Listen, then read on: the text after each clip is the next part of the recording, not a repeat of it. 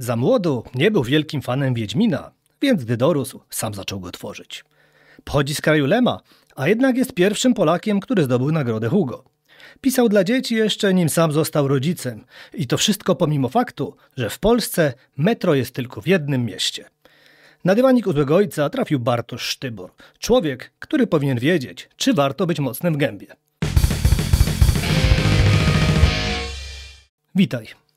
Witaj, cześć, dzień dobry, dziękuję za zaproszenie i takie piękne przedstawienie mnie. To po takim przedstawieniu czas na ciebie. Na ile lat się dzisiaj czujesz? Dzisiaj, Dziś konkretnie tak. dziś konkretnie, dziś dobry dzień, dobra noc, dobry poranek bardzo, więc tak bym powiedział, jeszcze trzydziestki nie mam dzisiaj. Jeszcze nie mam. Dzisiaj akurat jeszcze nie mam trzydziestki, powiedzmy. Okej, to dopisujemy do listy, bo pytanie nie jest przypadkowe, albowiem w sieci można natknąć się na co najmniej kilka różnych dat twojego urodzenia. I tak, 15 stycznia 1980, 1983 i 1986 lub na przykład 4 marca 1984 to tylko kilka spośród oficjalnych, które można znaleźć w twoich biogramach. No to prawda, widzisz, każda noc jest inna, każdy poranek jest inny i po prostu budzę się inaczej i czuję się na inny wiek, więc no, wiek to jest tylko zapis. Słuchaj, to jest tylko zapis, to jest jakaś umowa społeczna, nie wiem po co nam to w ogóle. A tak serio to ja zacząłem zmieniać swój wiek, bo ja bardzo wcześnie zacząłem pracować pisząc i po prostu bałem się, że jak nagle 14-15-latek przyjdzie do redakcji znanego tygodnika i zacznie pisać mądre teksty, no to nikt w to nie uwierzy i raczej będzie duża krytyka i będzie z tym problem, więc dodałem sobie wtedy parę lat, żeby chociaż być nie licealistą, tylko już studentem, więc to z tego się wzięło. Później zrobiło się z tego bardzo urocze zamieszanie, więc czemu nie iść dalej? Chociaż już ludzie, już coraz więcej osób zna tę prawdziwą jedną datę i nawet już tak sami z siebie wpisują, ale nie będę pomagał. Dobrze, czyli nie mówimy, czy to dzień Wikipedii, czy jednak Światowy Dzień Inżyniera. Nie zdradzamy tego. Tak, tak. Ale oba tropy w twoim wypadku byłyby ok, więc no cóż, skoro zaczęliśmy od daty, to może spytajmy tak uczciwie i wprost. Skąd ty naprawdę pochodzisz? A jak jakby na kogo wyglądam, może tak. No ja może inaczej, ja nie oceniam cudzego wyglądu, ale niejaki jeden z użytkowników Twittera, niejaki Quinto stwierdził, jak obcokrajowiec może napisać scenariusz według powieści Mistrza Nienackiego, osobiście go znałem, zakładam, że Mistrza Nienackiego, i powiem, że twórca się w grobie przewraca. No więc ty sobie tam na tej Wikipedii wpisałeś Warszawę, jak to jest naprawdę? No tak naprawdę to widzisz, to jednak może być, że jestem tym obcokrajowcem. Akcentu nie mam, nie czuć już. Po tylu latach spędzonych w Warszawie i w Polsce jednak ten zagraniczny akcent zniknął. Ale jaka to jest zagranica, to ja ci nie powiem chyba. Nie wiem, nie pamiętam, czy to Francja, czy Niemcy, nie wiem. Myślę, że ten pan, no nie wiem, tak on z nazwiska pewnie zaczął interpretować, że jednak jestem nie Polakiem. I tu jest taki fun fact, że kiedyś do mnie napisał pan o tym samym nazwisku co ja. Ja go w ogóle nie znałem i on mi powiedział: przecież my jesteśmy z tej samej rodziny, ponieważ Sztyborów jest na świecie niewiele. I chciałbym tylko powiedzieć, że wszyscy pochodzimy od tego samego rodu, który przez króla austro-węgierskiego został sprowadzony do osuszania bagien. O, I tyle. I to była moja jedyna interakcja z tym człowiekiem. Więc do dzisiaj się zastanawiam, czy on po prostu miał taką chęć podzielenia się wiedzą z członkiem rodziny, czy po prostu jednak była to jakaś forma uszczypliwości, że powiedział: twój ojciec i dziadek i pradziadek suszyli bagna królowi austro-węgierskiemu. Nie wiem do dzisiaj, ale jest to ciekawe. To mogło być zupełnie inaczej, bo mógł cię po prostu potraktować jako zdrajcę. Dlaczego ty się z bagna wygrzebałeś? Co to halo jest? A A co może to? też tak być. W Bo sumie wiesz, tak, że to jest wracaj, jakaś wracaj duma, na bagno. wiesz. My tu cała rodzina czeka, a No, ty gdzieś tam jesteś sobie. bardzo Może tak, nieładnie. widzisz, nie pomyślałem o tym. Może Nie no, rzeczywiście. nieładnie z twojej strony. No dobrze, ale widzisz, bo tak, z tą datą urodzin są jaja. Nie wiadomo skąd pochodzisz, czy to Polak, czy człowiek bagien. Nie masz wrażenia, że to może przez to dochodzi później przez te twoje psikusy do takich błędów, jak to, że nawet na jednej nagrodzie źle ci nazwisko napisano? E, nie na jednej nawet, na wielu nagrodach, w ogóle na wielu spotkaniach. To jest, to jest bardzo zabawne, bo ja kolekcjonuję w ogóle, jak przekręcano moje nazwiska i może się kiedyś tym podzielę, ale są no, niesamowite pomysły formalne, jak to nazwisko można przekręcić e, na różne sposoby. Mm. No więc tak, no widzisz. No ale to może dodaje jeszcze do tych psikusów rzeczywiście, że czy ja Sztybor, czy Szbotyr, czy jakoś jeszcze inaczej. No w sumie nie wiadomo. Ja uznałem, że raz, bo znając ten twój charakter i podejście do żartów, to po pierwszej pomyłce uznałeś, że to jest twoje nazwisko i to ci wszyscy wcześniej są w błędzie, więc w ogóle by mnie to nie zdziwiło. Mogłoby tak być. No. Znowu, to jest tylko konstrukt społeczny, nazwisko. Po co to komu, słuchaj? Rozumiem. To musimy przejść do takiego pytania, które od tych konstruktów nas oderwie, czyli czy warto być mocnym w gębie? Nie warto. W sensie nie warto. Nawiązujesz do mojego, jak się domyślam, ostatnio wydanego w Polsce komiksu Mocny w gębie. Pierwszy E, słyszę. I no i ten komiks, no nie będę spoilował, ale no, ogólnie moje podejście. I ja w ogóle e, zamiast być mocnym w gębie, to wolę być mocnym w rzeczach, które robię, czyli wolę sobie siedzieć cicho czasami, a jednak coś robić. Więc z mojej perspektywy mocnym w gębie być nie warto, ale z drugiej jest taka fascynująca postać jak Zlatan Ibrahimowicz, znany piłkarz, który zbudował swoją postać na byciu mocnym w gębie, no tylko za nim też idą umiejętności, ale on jest mistrzem przechwałek. No i przyznam, że to jest takie urocze i takie jego, więc jak ktoś potrafi być mocnym w gębie, a jednocześnie nie być w tym po prostu niemiłym, to polecam w sumie, to zapraszam. To proszę bardzo, ale ja chyba, ja tak nie, ja to wolę tak w ciszy, spokojnie, tak się nawet nie chwalić i później nagle coś wyjdzie i ludzie będą zaskoczeni i to jest dla mnie jakieś przyjemniejsze takie. To ja może do tej powagi komiksowej tego konkretnego albumu, no bo jednak znam, tak troszkę oszukiwałem, przyznam bez bicia. Powrócimy później, bo teraz pojawił się sport, to może powiedz mi coś innego.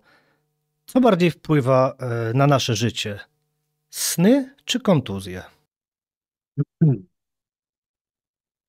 O, kontuzje myślę. Myślę, że kontuzje. Mm, tak na początku to chciałem Ci odpowiedzieć, że ani jednego, ani drugiego ostatnio nie doświadczam. Natomiast wydaje mi się, to jest ciekawe o tyle, że początek mojej twórczości to bym powiedział, że to bardziej sny, a im dalej w las, to jednak kontuzje. Że te ostatnie jakby 5-6 lat mojej twórczości to zawsze jest albo kontuzja moja jakaś, tak jakby konkretnie moja, albo jakaś filozoficzna rozkmina na temat ogólnej kontuzji świata, czy innych kontuzji. Widzisz, jak pięknie wybrnąłeś, by znowu nie rozgrzebywać swojej przyszłości. A tu, proszę bardzo, jak byk stoi. Był świetnie zapowiadającym się matematykiem, ale jego karierę przerwała kontuzja, o której nie lubi wspominać na konkursie matematycznym Kangur. To prawda, to jest. Widzisz, do dzisiaj by mi się to śniło, ale że nie mam snów, więc mi się nie śni. Natomiast faktem jest, że gdyby trochę matura z matematyki poszła mi lepiej, No to słuchaj, może bym teraz był jakimś specem od IT i tyle, i pisałbym po nocach. Więc to było naprawdę do późnego liceum. E, Mimo że wcześniej pisałem i lubiłem pisać i mnie to jakoś pasjonowało, to cały czas jakoś wszyscy dookoła mi mówili, że nie, no z pisania nie da się wyżyć, to jest bez sensu, niemożliwe i znajdź jakiś zawód. No i tym zawodem miało być pójście w jakimś kierunku matematycznym, bo byłem w tym rzeczywiście dobry. E, I ja lubię bardzo analizować, ja lubię precyzję, lubię jak coś, lubię, że 2 plus 2 daje 4. I ja też taki chyba jestem w twórczości, w sensie taki na maksa skrupulatny. Dążę zawsze do perfekcji. Próbuję w ogóle, jak robię komiks, to próbuję wymyślić na niego wzór, czy powiedzmy scenariusz filmowy, że zawsze to musi mi się jakoś e, e, składać, że w ogóle pomiędzy pisaniem cały czas sobie wymyślam. Wiesz, jakiś przepis na idealny komiks, idealny scenariusz, idealny tekst, jak to powinno być narracyjnie zbudowane, rytmicznie, żeby to działało, czyli trochę taki Fibonacci, ale w formie pisemnej. Więc ta matematyka cały czas jakby jest ze mną i mój taki bardzo ścisły umysł tak naprawdę. Czyli stąd ten 4 dzień marca i ten Światowy Dzień Inżyniera, żeby tak, oczywiście Inżynier numerologia nie dokładnie. kłamie, no nie może przecież to. Coś tu musi stać, jakiś wzór. Dobrze. Wśród snów, do tych z Wielkiego Miasta pewnie jeszcze wrócimy, no był ten o rapie. Powiedz mi, jak wyglądały te twoje przymiarki do rapu? Moje przymiarki do rapu. E, Wiesz co, no lubiłem, rap do dzisiaj lubię, w moim sercu jest. Jestem chłopakiem z bloków. Nie powiem jakich, bo nie wiadomo, czy No nie warszawskich, czy polskich, jakichś no. zagranicznych, nie będziemy tutaj uściślać, ale z bloków. E, więc jakby i ta kultura, i w ogóle i kino, i muzyka zawsze mi były bliskie. No więc naturalnie bardzo chciałem, ale no, robiłem nawet jakąś muzykę. Do jakiegoś swojego jednego z pierwszych amatorskich filmów sam w ogóle zrobiłem muzykę. Eee, no ale później, no co ja będę cię oszukiwał? No usłyszałem się w słuchawkach później i no nie, to nie było jakieś pasjonujące. Choć jakbym był, tak jak na przykład Jim Carrey, który jest super gwiazdą i na chwilę przestał grać, żeby malować obrazy, e, to możliwe, że jak ja bym był super celebrytą, który już osiągnął wszystko, powiedzmy w pisaniu, no to możliwe, że na 3, 4, 5 lat bym się zamknął i bym wydał swoją rapową płytę, która by się spotkała e, z ogromną krytyką i wróciłbym do pisania. Jim Carrey bardziej death metal, ale u ciebie pozostały jednak jakieś te ślady po tym rapie, hip-hopie, bo no jeszcze będzie las, by odpoczywać. Na przykład ten pomysł, no nawet taki lajek jak ja zauważył, jest tam mrugnięcie okiem. Tak, no to widzisz, zawsze jest, no raz, że tutaj w tytułach i to komiksu dla dzieci, czy to właśnie komiks Dozorca, czy to komiks Mocny w gębie, no cały czas to jakoś tam się przewija. Ja w ogóle bardzo lubię, co widać w Dozorcy na przykład, wrzucać muzykę nie tylko rapową do narracji. To jest ta moja część matematyczna, próba znalezienia jakiegoś ideału narracyjno-formalnego, więc się bawię dźwiękiem w komiksie, właśnie wpuszczaniem muzyki, jak to zrobić, e, żeby to raz ciekawie wyglądało i dwa jakoś, wiesz, tak jak w filmie muzykę masz z automatu, ale jak to zrobić w komiksie, żeby to działało, żeby ktoś mógł usłyszeć dźwięk, więc to są ta muzyka nie tylko rapowa jakoś tam jest mi bliska w przemyśleniach dotyczących w ogóle komiksu, medium, narracji, wszystkiego. Jasne, no skoro nie w rapie, to może czas na zrobienie prawa jazdy. Nie myślałeś o tym podczas Nie, kręcenia nigdy. pana Znaczy, samochodzika?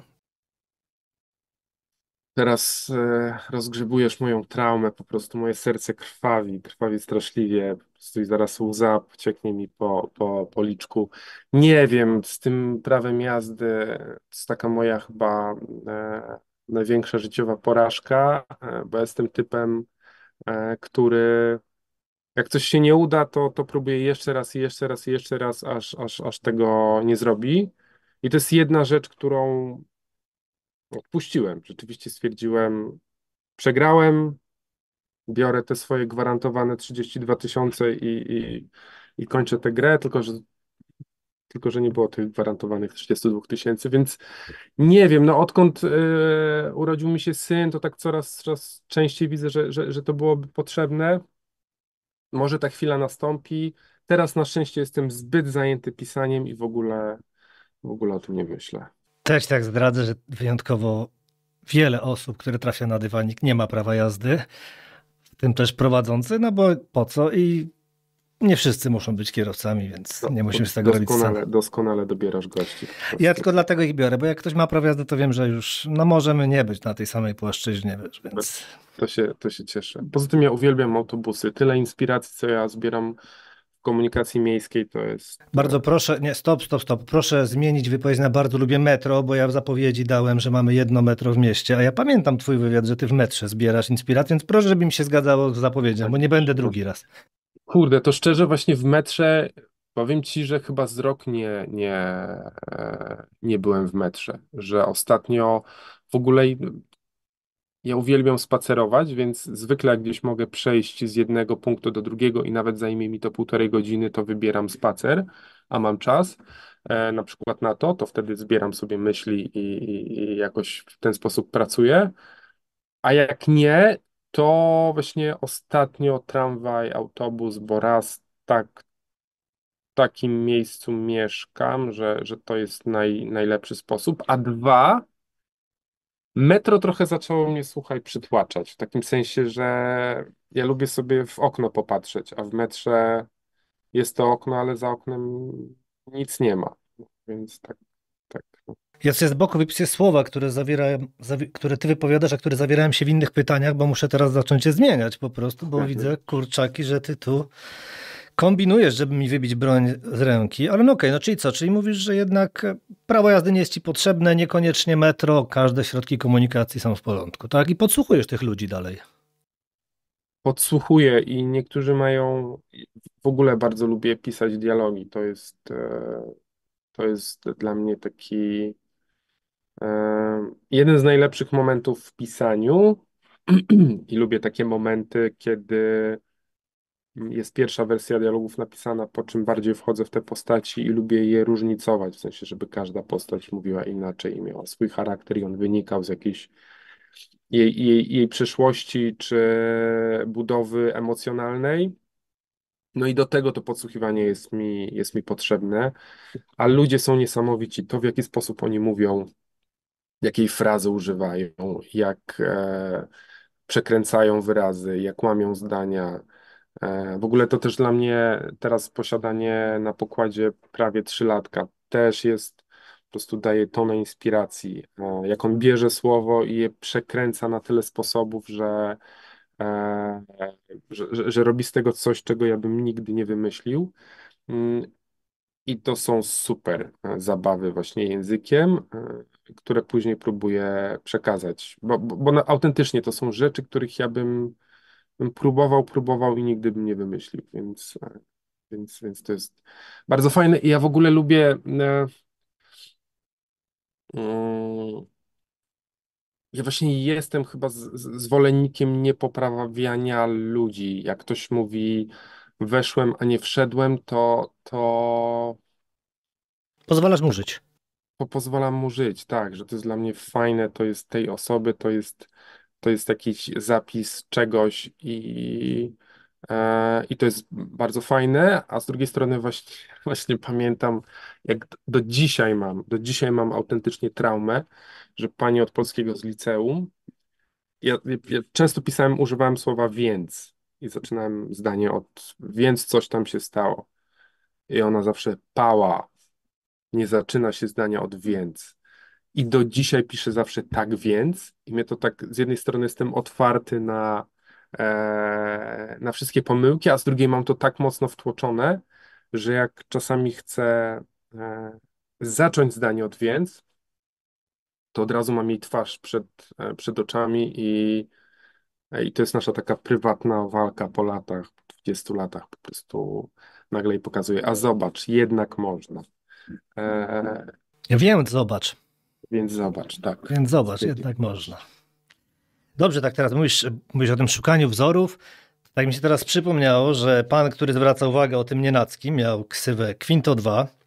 Ty mówisz o przekręcaniu słów i podsłuchiwaniu, a o podsłuchowywaniu mówiono w Wabanku 2. No cóż, przypadków nie ma. No wszystko jest ten twój dziwny wzorzec. Ale dobrze. Pana samochodzika wspomnieliśmy. Czy po panu samochodziku nadejdzie czas na przerobienie przygód Tomka na kino nowej przygody? Bo tak gdzieś kiedyś wspomniałeś. Super by to było. W sensie, ja powiem szczerze, ja nie odświeżałem przygód Tomka od dawna. W sensie nie wiem, może ty masz to jakoś odświeżone. Więc ja nie wiem, czy to jest dalej jakaś super literatura, a to czasami bywa problem. Natomiast jak pamiętam swoje emocje i wrażenia, kiedy czytałem to za młodu, no to było super fajne. Nie? To było super fajne i byłoby to pewnie bardzo ciężkie budżetowo, bo to jednak nowa przygoda z przytupem i różne kraje, różne ekscytujące przygody, więc z tym mógłby być problem budżetowy, ale myślę, że to byłoby super. Natomiast pytanie jest, bo ja się zastanawiam nad tym w kontekście w ogóle tego, jak kino teraz wygląda. Czy jeszcze kino nowej przygody będzie interesujące dla ludzi? To znaczy, ja lubię na przykład Bonda czy Mission Impossible, gdzie oni są w innych krajach i pokazujemy te ekscytujące kraje.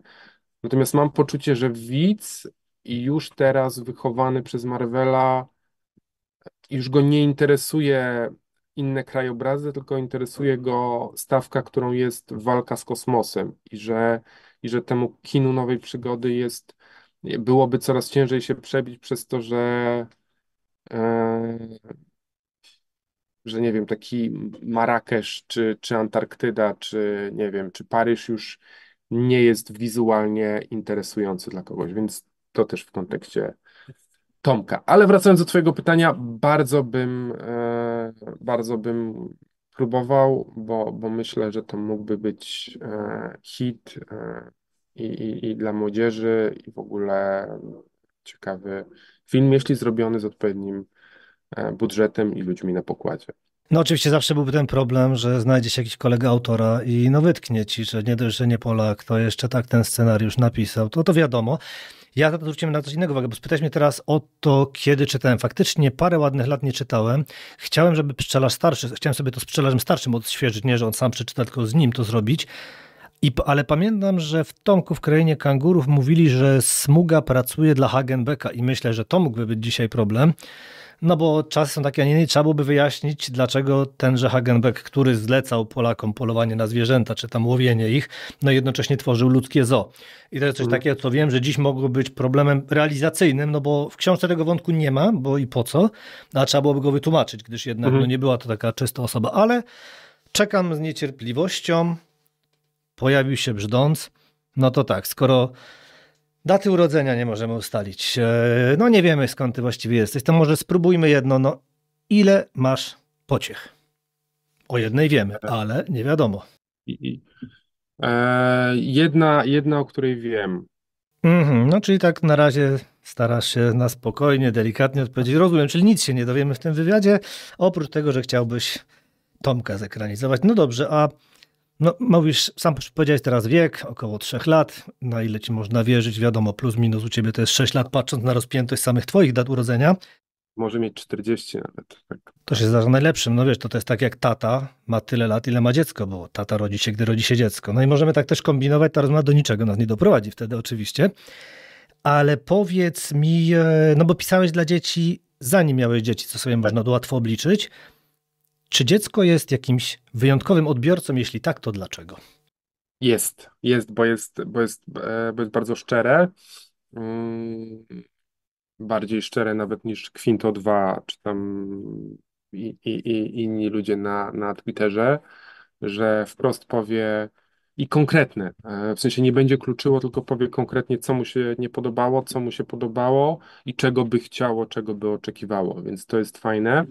A z drugiej strony inaczej się pisze dla dziecka, bo e, mm, bo niby trzeba bardziej wprost niektóre rzeczy i to jest takie otwierające, że nagle można się nauczyć, że czasami mówienie rzeczy wprost jest fajne, bo ja lubię oczywiście w komiksach jakoś te warstwy ukryć, stworzyć drugą, trzecią warstwę, jakieś różne dna i tak dalej. Natomiast u dzieci to trzeba prościej i szybciej i sprawniej i do brzegu. Choć oczywiście nie zawsze. Tam można mnóstwo rzeczy poukrywać. Natomiast to jest ciekawe, jak to zrobić, ale zrobić to zgrabnie, a nie jakąś laurkę na temat. Więc to jest super wyzwanie zawsze. I to dużo uczy i mnie to nauczyło no po prostu dało mi jakiś dowód na to, że czasami mm, nie trzeba czegoś chować w drugim dnie, tylko można walnąć prosto z mostu i to ma rzeczywiście lepszy emocjonalny efekt. Więc szczerość dzieciaków, no i otwartość na dziwności. To jest super, że można po prostu jechać z pomysłami szalonymi. Plus dzieci w pewnym wieku bardzo lubią tematy fekalne, bardzo lubią bąki i ja też lubię. W sensie jestem mega fascynatem tych tematów.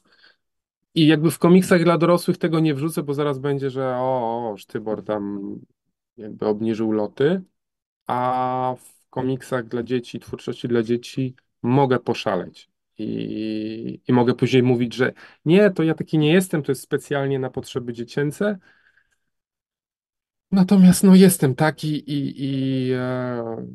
i to też jest super, że można właśnie odkryć swoje takie wewnętrzne dziecko i jechać z tematami różnymi, co też jest fajne, odświeżające, bo wiesz, po 20 latach pisania ja czasami wchodzę w jakieś kolejny, gdzie tyle jakby wiedzy, którą przyswoiłem, no to ją później wykorzystuję.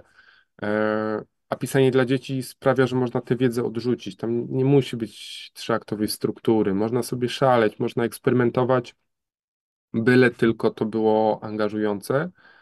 E, Więc to jest super. To jest super odświeżające i to może dużo, dużo, dużo nauczyć. Jeżeli oczywiście się właśnie wejdzie do tego z otwartą głową. Dowcipy wiatrowe do końca swoich dni promował Leslie Nielsen, więc wiesz, no tutaj mówimy To o prawda. legendzie, więc nie róbmy scen, no to czasami można. Mówisz o takim odświeżaniu. Powiem szczerze, dość świeże, bo tutaj leżą przede mną dwa arcydzieła, między innymi Niezła Draka Drapaka, bo pszczelarz młodszy się bardzo nim zainteresował. Mam też no, te wspomniane Jeszcze będzie las, by odpoczywać. Faktycznie masz ciekawy ten przekaz dla dzieci i trafiający i muszę ci przyznać rację, że no mój Bąbel, kiedy ostatnio miał gorszy humor, to akurat wziąłem mu Brąbę po raz pierwszy, temu młodszemu, no bo starszy zna. I ta wizja zupełnie inna, całkowicie oderwała go od tego gorszego dnia, ale chciałem cię spytać, czy ty, bo tak trochę teraz odpłynąłem, czy ty zamierzasz wrócić do tych komiksów dla dzieci? Tak, tak, bardzo bym chciał. Bardzo bym chciał znaleźć czas i robić i komiksy dla dzieci, i książki ilustrowane. Pomysłów mam zapisanych mnóstwo, więc liczę, że wkrótce będę miał po prostu przestrzeń na to, żeby coś zaplanować, może jakąś nawet serię dla dzieci i to robić. Więc bardzo, bardzo, bardzo chcę i jakieś plany są. Natomiast czasowo nie wiem. No, może już w przyszłym roku bym coś mógł zacząć robić, e, a może za 2 lata, ale tak, bardzo, bardzo bym chciał. A lubisz bawić się z dziećmi? Lubię, znaczy to jest, wcześniej nie lubiłem, w sensie dopóki nie urodził mi się syn, to jakoś nie lubiłem, bo nie umiałem w dzieci, w sensie nie wiedziałem o co im chodzi. No, dość Natomiast jak urodził mi sensowne. się syn, to jakby nagle mm, posiadłem wiedzę i zrozumienie dla tego, co to są za istoty, więc teraz po prostu na placu zabaw jestem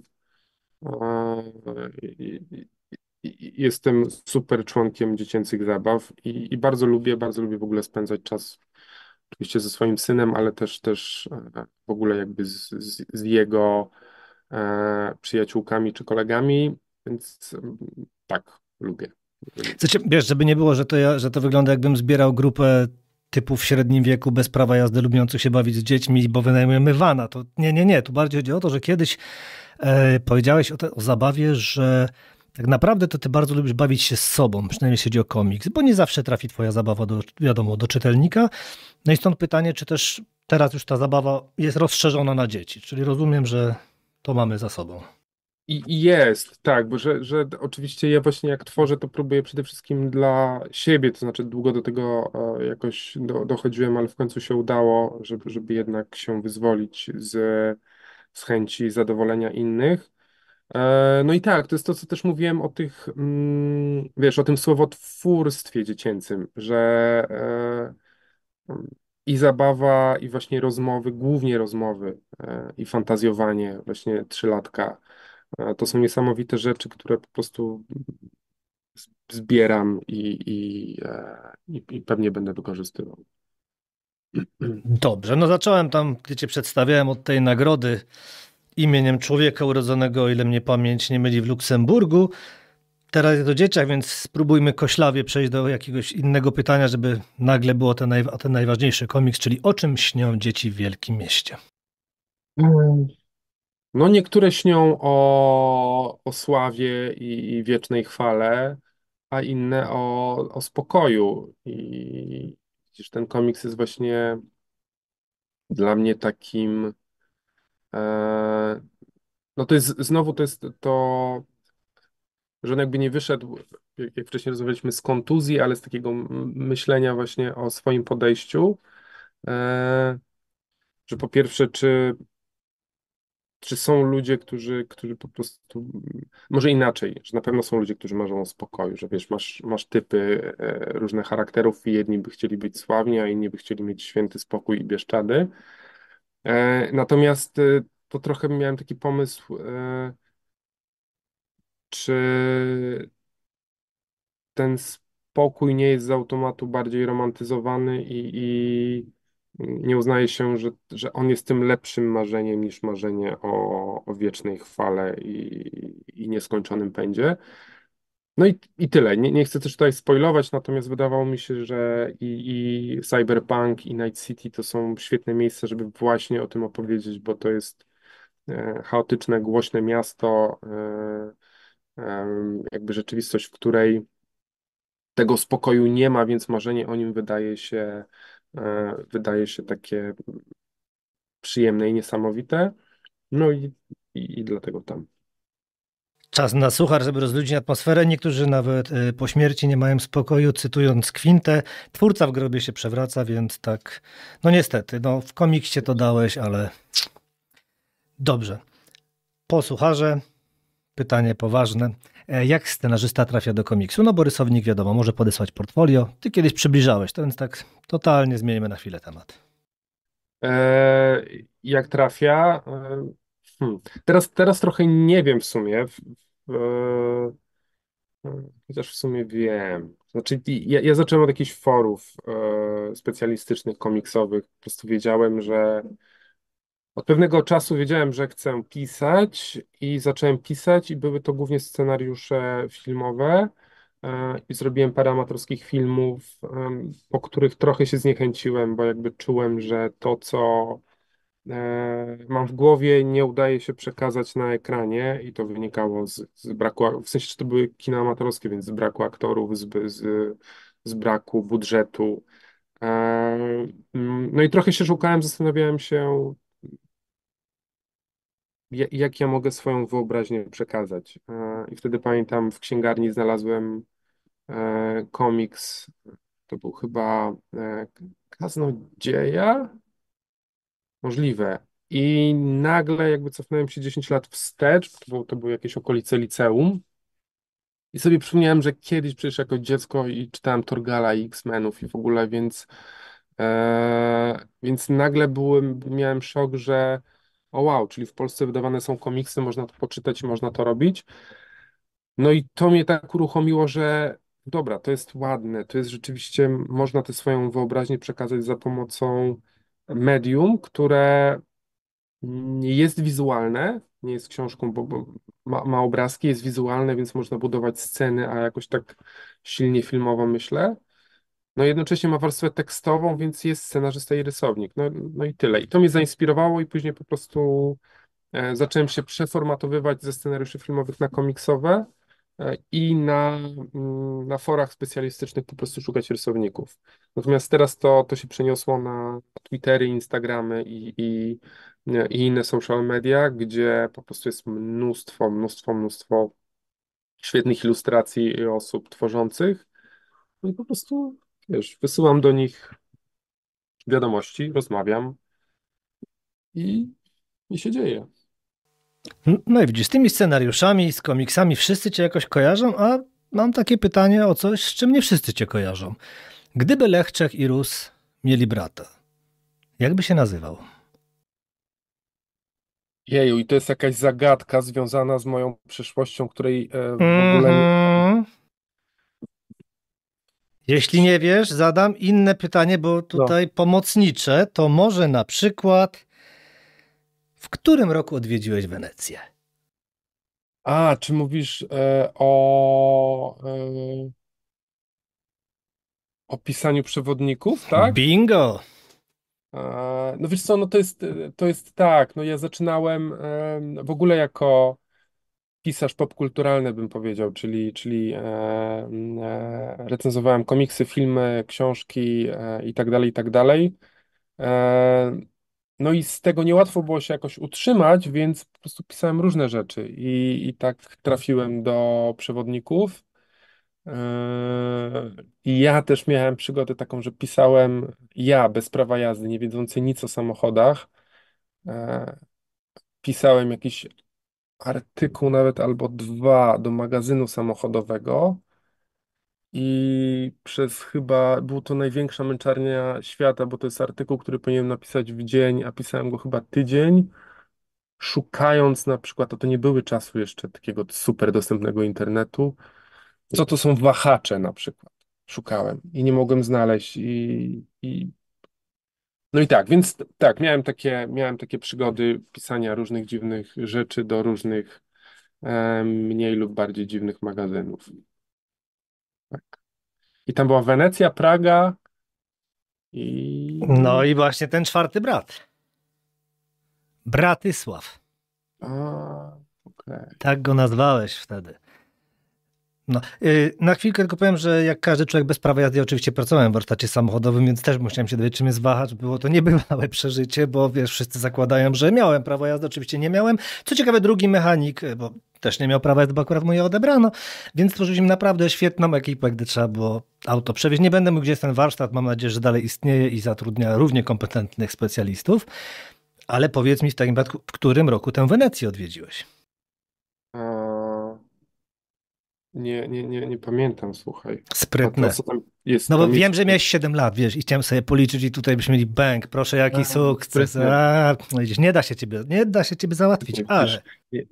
Okej, nie, widzisz, nie pamiętam tego tekstu. W ogóle masz research znakomity, widzę. Co no, Jesteś... zaraz mogę ci powiedzieć, bo mi się akurat tekst o Bratysławie bardzo spodobał, dlatego to ją wybrałem, bo z Wenecją to skomentowałem mamie, czyli mojej partnerce, że no nie oszukujmy się, ja też za pieniądze różne rzeczy piszę, że mówię, że miałem wrażenie, że gdybym musiał napisać tekst o Wenecji, też bym zaczął od tego, że byłem tam jako dziecko i później sprawdził w przewodniku, co tam właściwie jest, Dokładnie. bo powiem, że to tak się teraz powinno robić, ale tą Bratysławę, no właśnie zaczyna się od słów, gdyby Lech, Czech i Rus mieli jeszcze jednego brata, to bez wątpienia nazywałby się Bratysław i słyszeliby o nim tylko nieliczni. No i wspominasz o haluszkach, które faktycznie, tak jak przy twoim tekście dopiero sobie uświadomiłem, że No jakie one są pokrzywdzone, że wszyscy później do tych Czechów uciekają, a to o tych haluszkach, więc tak przeczytałem twoje przewodniki, bardzo intrygujące. I w jednym z nich natrafiłem właśnie przy tej Wenecji na słowach o przytłaczającym stężeniu turystów. Ja odznaczałem sobie te słowa, o których mówiłeś, bo momentami przytłaczająca jest właśnie atmosfera twoich komiksów, ale ona nie jest przykra. Ona jest taka dojmująca i przejmująca, właśnie tak jak we wspomnianych Snach w Wielkim Mieście. Dlatego wcześniej chciałem tym sucharem wybić cię z rytmu, żebyśmy mogli dopiero za chwilkę wrócić do tematu O, tego. I sprytnie. tak się śmieję, że właśnie tą Wenecję faktycznie jak opisujesz, no to mówię, kurczę, jakbyś opisywał, no tak naprawdę, no ten moment, to co robisz w komiksie, czyli faktycznie jest za dużo tych ludzi, więc ty gdzieś w bok uciekasz, bo tam był opis, że starasz się tak jak ci Wenecjanie, niby powoli wstać, szybko uciec, nie spotkać turysty, więc tak, to zauważam i też to sobie odkreśliłem. Też jest o tym pytaniu za 32 000, widzę, że ty miałeś naprawdę mocną zajawkę na milionerów. Wiadomo, Hubert Urbański wiecznie w moim sercu, słuchaj. No. To jest, I kolejna, jeszcze takie coś, co chciałem się o tych przewodnikach spytać. Czy do dzisiaj jesteś fanem Giallo? Bo tam mówisz, że nie oglądaj się jestem, teraz, tak? jestem. To znaczy, no, no teraz nie ma trochę Giallo. Nie wiem, czy powstają jakieś Neo Giallo czy coś, natomiast lubię. Lubię, jakoś ostatnio sobie powtarzałem, są to szalone filmy w dużej mierze, ale tak, lubię i wizualnie, i fabularnie to są bardzo ciekawy wycinek kina, więc znaczy ja też w ogóle lubię kryminały, thrillery i jakby wszystko co dookoła, w sensie jakieś postmodernistyczne zabawy tym, więc dlatego też lubię coś, co wychodzi według mnie z takich klasycznych kryminałów Agaty Christie, czyli slashery też bardzo lubię. No, to wiadomo. Uwielbiam wręcz i jestem psychofanem krzyku. Więc jeżeli jest zamknięta przestrzeń i ktoś morduje i próbujesz zgadnąć, kto to jest, to uwielbiam. To jest taki jeden z moich chyba najbardziej ulubionych mechanizmów mm, popkulturowych. Musiałem cię spytać o Giallo głównie dlatego, że już pomijając, że jestem fanem i nawet cieszę się, że nie powstają nowe, bo nie mam po prostu kiedy oglądać, więc wracam i sobie co jakiś czas odświeżam starocie. To jakiś czas temu gościł na dywaniku Marco Gervasio i teraz jak sobie czytałem o tobie, to mi się przypomniało, że był tytuł Non si sevizia un paperino, czyli nie dręcz kurczaka. Mhm. Kaczorka chyba. Kaczorka, znaczy paperino to będzie kaczor. Tak, czyli kaczorka, nie męcz. I tak mi się przypomniało, że jednak faktycznie tytuły też mieli wspaniałe. Tu się nie ma co oszukiwać, że... No i co jakiś czas jakiś morał wskakiwał, ale to już nie było Giallo, ale na przykład w Cannibal Holocaust słynna ostatnia scena, gdy wychodzą z kina, no kurczę, któż tak dziś kręci. Nieważne. Powiedz mi tak, czy słabość do twojego niesztampowego takiego podejścia rzutuje na twoją twórczość? Tu mówię o tym, że kiedyś wspominałeś na przykład, że z Gwiezdnych Wojen bardzo ci Łotor siadł, bo jest jednak w innym kierunku. Czy to też jest tak, że starasz się sam pójść w innym kierunku?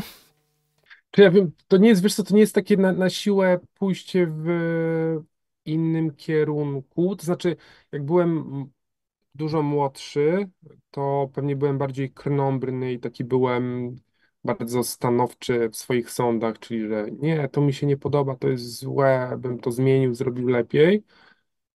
Teraz potrafię więcej rzeczy docenić, jestem, no, myślę, po prostu dojrzalszy. Więc to nie jest pójście w swoim kierunku dla pójścia w swoim kierunku, po prostu tak na złość mamie. Mm, Ale wydaje mi się, że mam jakąś umiejętność albo po prostu lubię szukać rzeczy trochę innych niż powiedzmy ktoś inny by znalazł. W takim sensie, e, że jakichś takich wytrychów, że wchodząc w świat Wiedźmina czy Cyberpunka jakoś tak, to znowu jest ta przyszłość matematyczna, że ja lubię sobie najpierw spędzić pół roku analizując dany gatunek, czy jeśli chodzi tutaj o jakby dane IP, z czym to się wiąże, jakie są podstawy, jakie są główne tematy, i wtedy znaleźć dla siebie jakąś niszę, że o, ten temat, nikt go nie poruszał, a to jest ciekawe, więc to też wynika z takiej właśnie długiej analizy i takiego odpowiedzenia sobie na pytanie, dobra, no więc o czym to jest? I jak to jest o tym, to jak ja mogę to powiedzieć inaczej, łącząc jakby z moimi potrzebami czy poszukiwaniami. Więc to chyba tak jest, że ja po prostu bardzo lubię szukać dziury w całym.